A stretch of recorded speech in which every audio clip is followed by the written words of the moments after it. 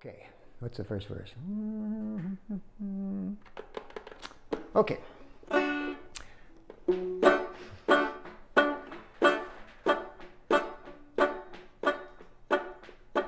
Let there be light.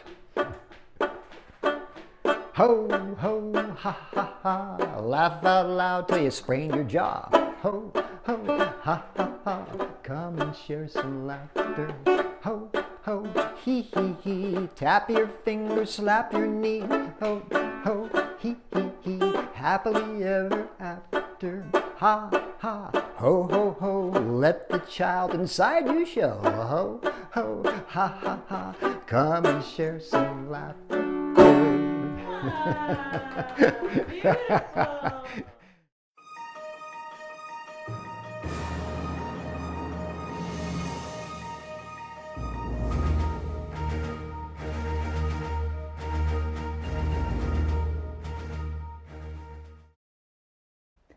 During the pandemic, I became overwhelmed with caregiving and isolation. I was caring for my mother-in-law 24/7 for 7 years. She had a serious bout of dementia, and every day felt like a reunion with death. I did it from love, but in return I was inflicted with serious depression. I felt worthless, joyless, and unworthy of love. I had images of death every day. I realized I was burning time out of my time of living. It was like traveling through an endless tunnel loop, on and on with no light visible at the end. I was turning gray and dull. Daily caregiving and isolation settled on me like a deep doom, but it seemed that I wasn't the only one. I felt lost and dejected. I lost my joy. I was waking up and I wanted to go back to sleep. So it was very painful. I'd wake up and berate myself and judge myself and compare myself to people who could do all these things that I couldn't do anymore, and then put myself down and affirm my worthlessness. I was desperate. Like, okay, they call it a soul sickness. I sat at home not wanting to live anymore. And I felt that if I was going to live through this, Tiffany, I needed to get something in my life to help me. Life seemed to be full of serious suffering. My mother-in-law had died, and I was still stuck here, hopeless and depressed. What was I going to do now? And then one day when I was washing dishes and feeling really low, I heard a strange sound come over from the radio.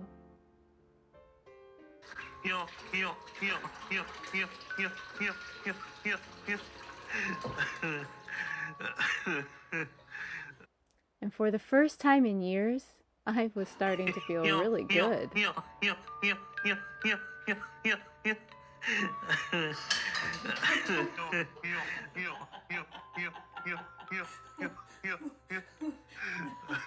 I wanted to know why this laughter made me feel better. So I set out to find an Cerrito-san, the laughing queen of San Diego. Laughter needs a great learning, and laughter is a great medicine. It can cure many of your tensions, anxieties, worries. The whole energy can flow into laughter. So there is no harm, even just sitting in your room. Close the doors and have 1 hour of simple laughter. Laugh at yourself, but learn to laugh. So was it really possible that there was hope in laughter?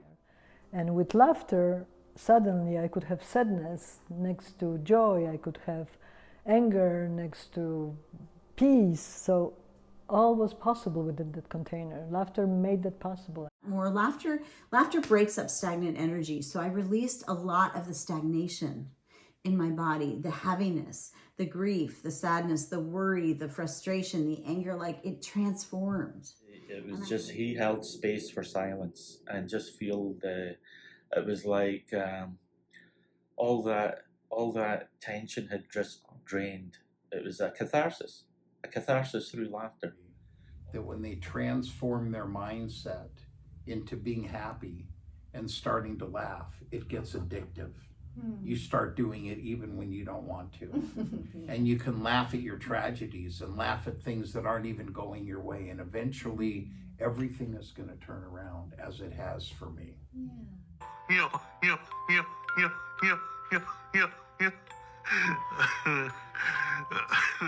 It finally felt that there was some light at the end of the tunnel. I discovered that that laugh I heard on the radio was Doug Collins, the man with the most contagious laugh. I found Albert Nuremberg to tell me more. I might consider myself a bit of a Doug Collins expert. And what people may not realize about Doug is that he is the genuine article, and that he has this novelty laugh that got famous.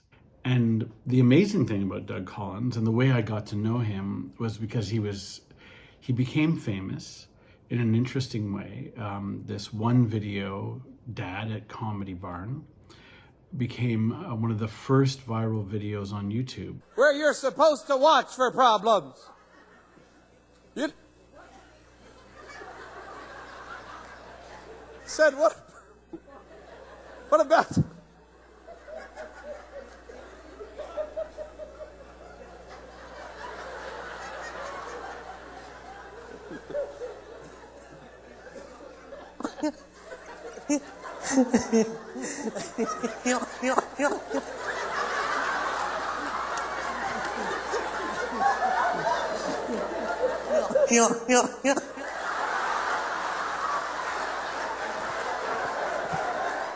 And the interesting thing about it, it was a viral video that people used to cheer each other up, or even weirder, they would find other people with funny laughs and they would show them Dad at Comedy Barn, and just to video them laughing in this contagious laughing way. So the process really was contagious. It spread.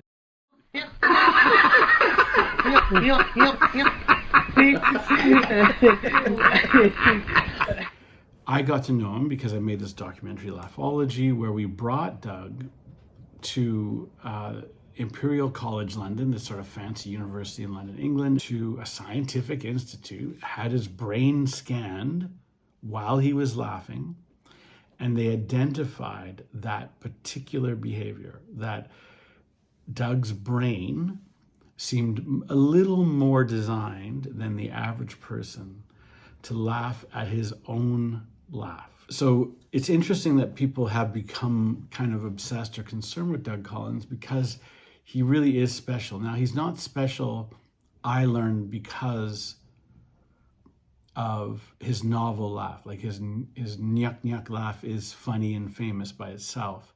But actually what's more interesting about Doug Collins is that he is the feedback loop of contagious laughter within one person, which we all can have, which is that we can all sort of make ourselves laugh by laughing, enjoy our own laugh, and get some joy. I reached out to Doug and we set up a meeting to interview him about his laughter story. This was my big chance to finally meet Doug in person, the man who helped save my life. So I bought a van, threw in a snack, a map, and a hat, and I left California for Tennessee.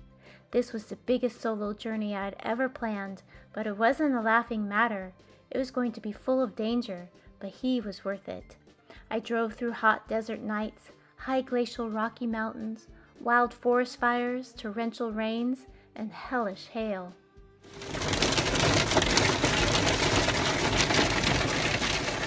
But there was a different type of storm brewing on the horizon. Doug got COVID.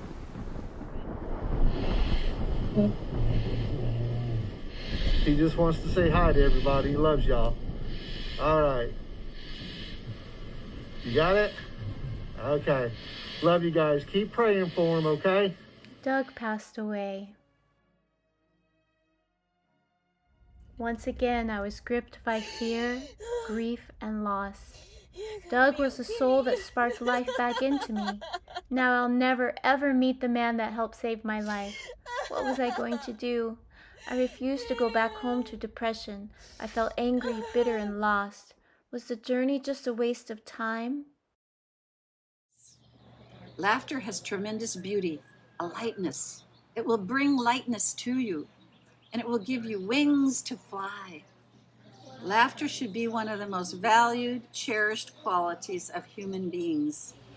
To repress it is to destroy a human quality and a humanity. I started to see weird synchronicities around me. It felt like Doug was sending me messages from beyond. And I remember what Doug had wanted. I've already made plans with my son that when I die, I want him to have a laugh track in my coffin of me laughing to make everybody happy instead of grieving. And because I didn't get to do that, I decided to keep going and find Doug anyways. I knew that Doug was buried somewhere in Tennessee. I called a few funeral homes in the country where he lived, and I waited days for a reply, but none of them came. I had total faith that Doug was going to help me find him. I finally crossed the Mississippi and entered Tennessee. I was sitting at a gas station when I looked over and I saw a truck with the name Doug on it. Then suddenly I received a message on my phone from a lady who knew where Doug was buried. I found the cemetery, but it was huge. There were hundreds of headstones. The office was closed and I can't find his grave. But just when I was about to give up, I saw a man and took the chance to ask him if he knew where Doug Collins was buried. Yeah, the guy that had the laugh from the comedy barn or whatever. And luckily for me, he remembered Doug's laugh. He knew about the laugh man. Yeah.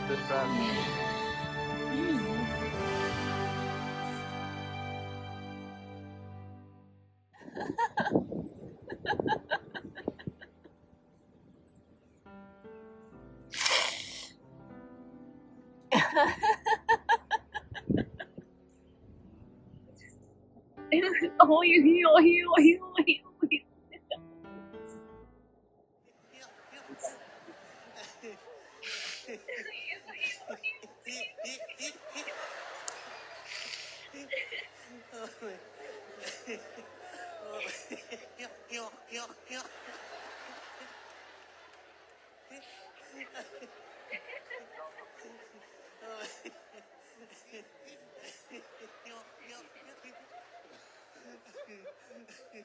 Makes me happy to see peace in the world, and I'm just a peaceful person.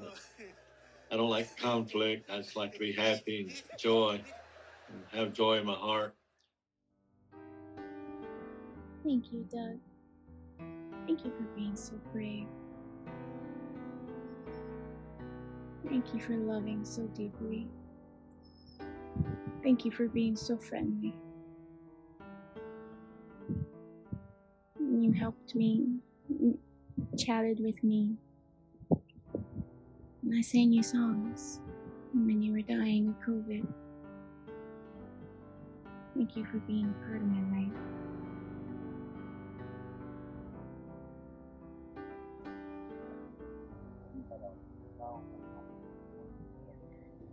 All your friends, the whole world says hi. I love you so much. Thank you for your gift.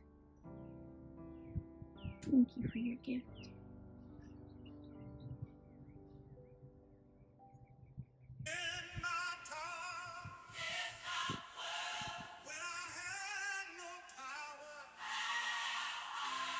In this journey, I realized that for my whole life, I've been caretaking alcoholism, addiction, and mental illnesses. And in my lowest point of depression, I was very close to committing suicide. The day I heard Doug Collins laugh, I learned something very valuable. That to laugh whenever and wherever I am, no matter what, will always bring me back to the present moment of feeling alive.